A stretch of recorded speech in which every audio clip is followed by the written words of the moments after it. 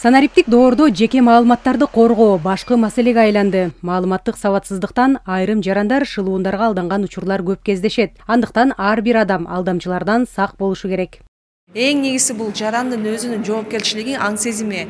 Мен бул жакта жашаймын, же болбосо жана эмне кылышат көбүнчө өзүнө тиешелүү документтердин сүрөтүн тартып, ошол эле жүктөйбүз. Бул жакка учуп жатамын, мисалы балам ушул мектепте окуйт, ушул садикке барат деген сыяктуу ошол жактан эле жеке маалыматтар тарап кетип жатышат.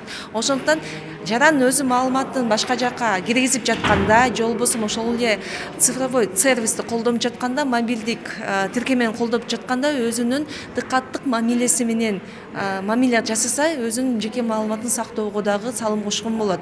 Ошол эле заматта мамлекет тарабынан да корголот.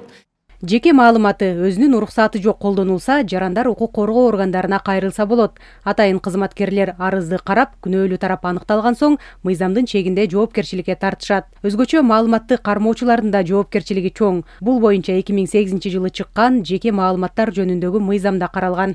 Эгерде адамдар өзүнүн маалыматтарын бир жакка берип атса, же болбосо ишке туруш үчүн, кандайдыр бир кызматтарды алыш үчүн, бул боюнча ошол кызмат көрсөтүп аткан адамдар бул адамдардын жеке маалыматтарын топтойт жана кандайдыр бир иш алып барат.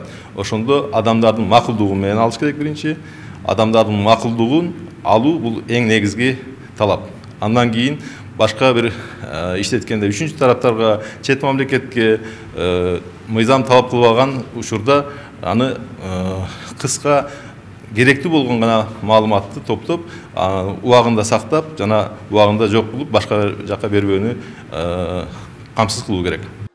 Бүгүнкү күндө мектепке чейинки жана мектептеги билим берүүдө документ иштери санариптештирилип жатат. Анын ичинде окуучулардын жетишкендиктери бир мектептен экинчи мектепке которулгандыгы тууралуу маалыматтар чогултулат. Алардын коопсуздугу көзөмөлгө алынат.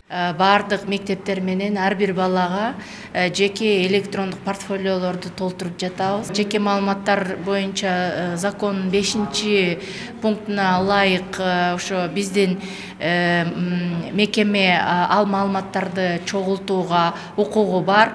Бирок ошону менен бирге биз бардык ошо мектептердин жетекчилери менен катуу көзөмөлдө иштерди алып баратабыз. Ошо жеке маалыматтарды абдан бир кооптуу деп алар менен ошондо иштөөдө бардык коопсуздук иш-чараларды көрүшсүн деп. Ар бир жаран өз коопсуздугу үчүн жоопкерчилик алуусу керек. Жеке маалыматтарды, паспорттун сүрөтүн интернетке жайгаштырбай, банк карталар тууралуу маалыматты бөлүшпөй, жеке маалыматтарга кирүү мүмкүнчүлүгүн чектеп, санариптик медиадагы маалыматтан сак болуу зарыл.